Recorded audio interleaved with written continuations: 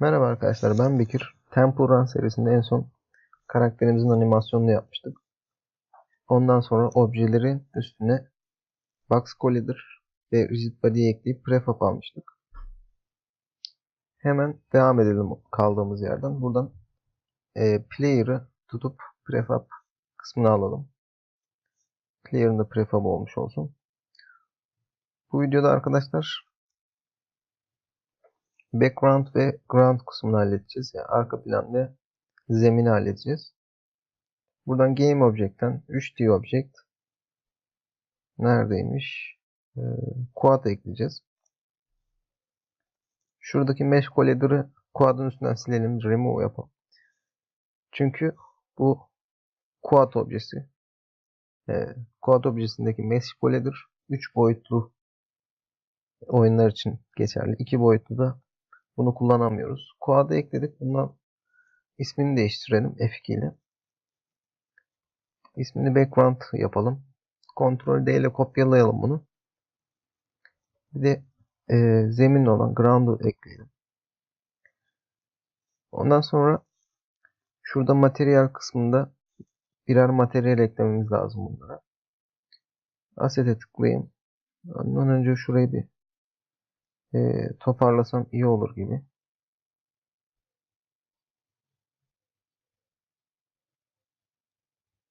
Objeler, prefablar. Şunların hepsini bir klasöre alayım ben. Sprites diyeyim. Şuradaki tile, background'lar, objeler. Başka ne var? Şunları sprite klasörün içine atayım.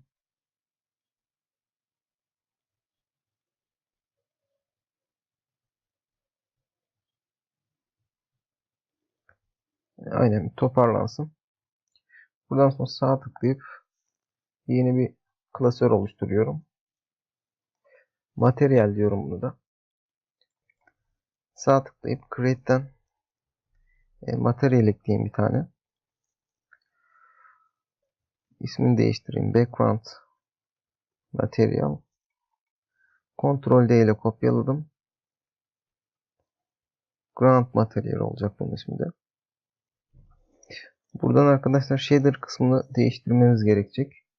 Standardın üzerine tıklayalım. Mobile tıklayalım. Mobile'den sonra Particle Alpha Blended yazan kısma tıklayalım.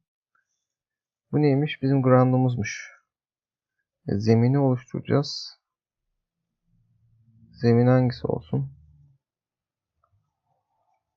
Şu ground'u seçtik de bunlardan biri olsa kötü durur gibi. Bunu seçelim.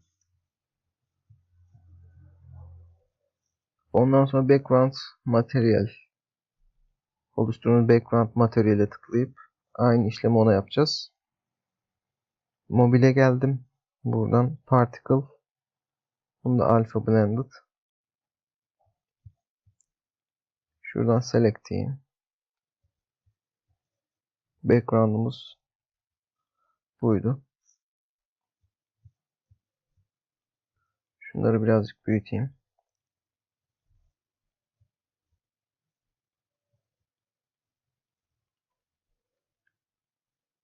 Şöyle bir ayarlama yaptıktan sonra bunlar şu an gözükmedi. Neden? Biz çünkü materyalin üzerine ekledik. Ancak materyalleri şu background kısmına eklemedik.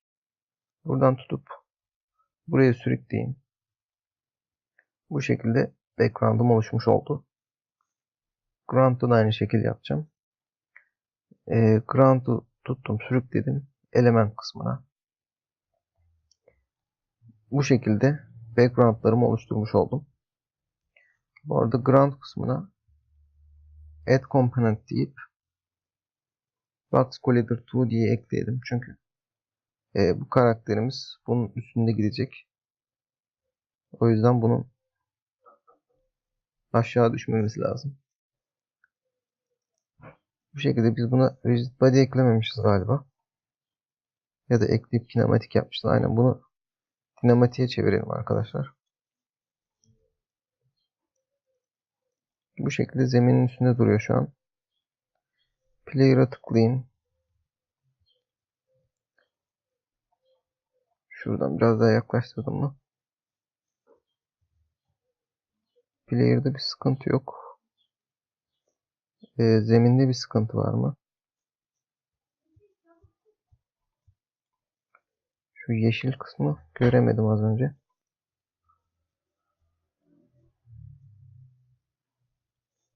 Şunu 1 yaptım. Az önce biraz havada gibi durdu da. Bakalım şimdi. Aynen o şeyden. Zıplama animasyonundan kaynaklanıyor. Şuradan animatörden. Tabii oyunu durdurmam gerek. Şunları bir silelim şu an. Kafamızı bir karıştırmasınlar. O şekilde şu an zeminde tam olarak duruyor. Hatta şöyle. Run animasyonunda biraz sıkıntımız varmış. Onu daha sonra düzeltiriz. Şimdi background'ların scriptine başlayalım arkadaşlar. Proje kısmında asset'e yeni bir klasör oluşturalım. Folder diyelim. Bunun ismini scripts yapacağız. Fark ettiyseniz sürekli aynı isimde klasörleme kullanıyor. Çünkü alıştığınız zaman işte kodları nereye koymuştum en son. Direkt hemen scripts'e girersiniz işte. Grafiklerim neredeydi? Hemen Sprite'da, sesler, sound'da falan. Buradan sağ tıklıyorum arkadaşlar. Create diyorum. C# script. Bunun ismini background scale yapacağım. Ondan sonra biraz kastı. Background ile ground'u seçip bunu ikisine birden sürükleyeceğim. Ondan sonra bunu çift tıklayıp bayağı da açmışız. Şunlarda işimiz yok. Bu hangisiymiş? Benim diğer oyun galiba.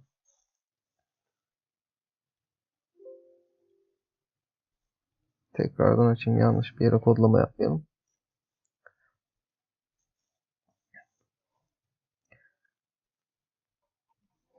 Buraya var diyeceğim.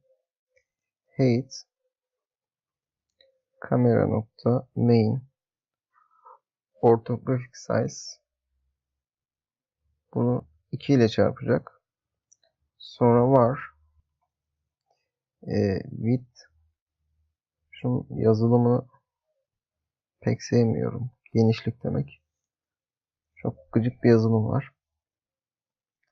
Height diyorum.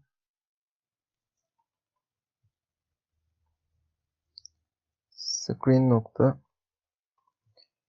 width bölü screen'in yüksekliği. Bu bizim screen. Buraya çarpıyla değil de noktayla yazacağım. Bu ne işimize yarayacak? Yaptığımız background ve ground'un ölçeklenmesini sağlayacak. Ekranı kaplamasını sağlayacak. Ondan sonra if diyoruz. Parantez açalım. Açamadım. Koşulu belirleyeceğiz. GameObject name background ise şuraya eşittir koymayı unuttum. Koşulu belirledikten sonra transform local scale, onun ölçeklendirmesini verecek. New diyeceğim. Vektör 3 oluşturacak. Buraya genişliği yazacağım. Yüksekliği yazacağım. Bir de 0 yazacağım. Çünkü 3. eksen 0 olacak. Bunu bir kaydedip deneyelim. Oyuna dönelim. Buradan play'e bastığımızda script'i umarım ekledik. Aynen. Bu şekilde ekrana kapladı. Biraz sıkıntı var. Onu düzenleyelim. Kamera ile ilgili bir sıkıntı var mı? Yok. background'ı şuraları bir sıfırlasam.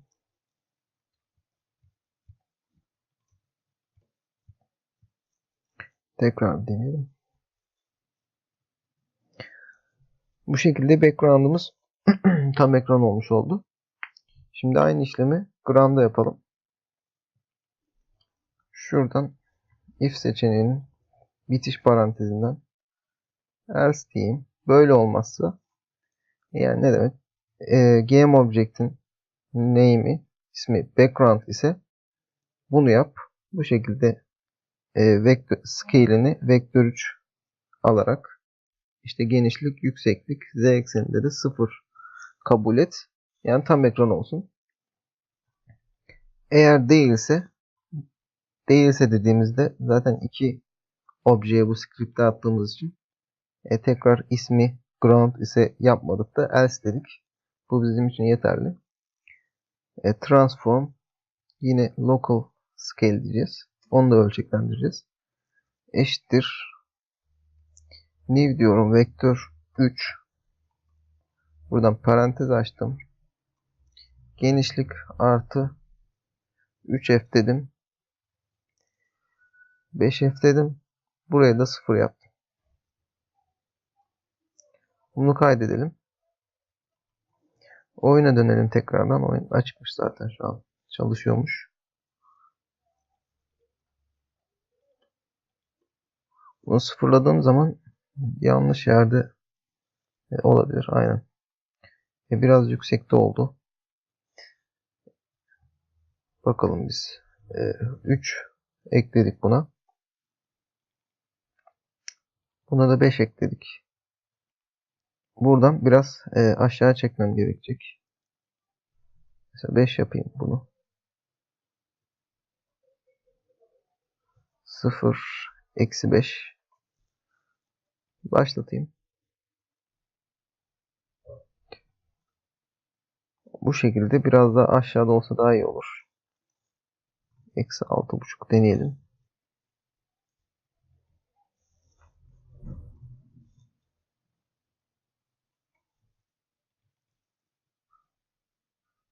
Eksi 6 fena değil gibi.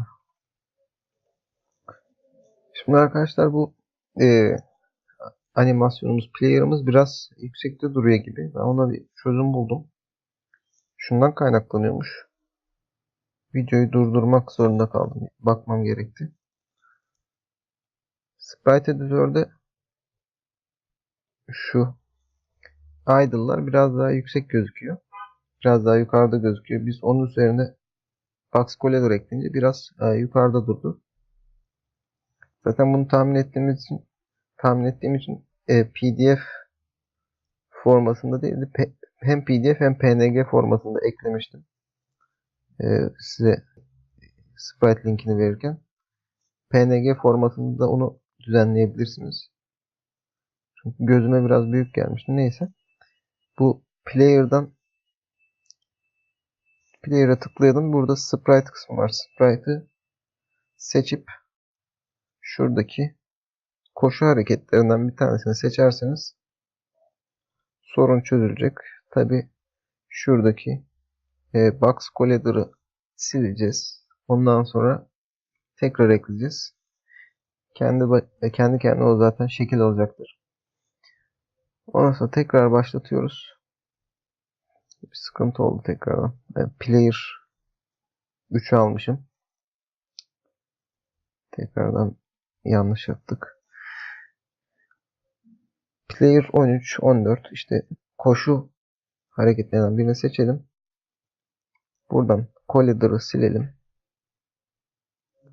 Bu sefer olması gerek. Bu şekilde arkadaşlar. Bir dahaki videoda player'ın kodlamalarını, işte zıplamanın animasyonla etkileşimini falan, sonra engellerin gelmesi gibi şeylerle uğraşacağız. İzlediğiniz için teşekkür ederim. Abone olmayı unutmayın arkadaşlar. İyi seyirler diliyorum.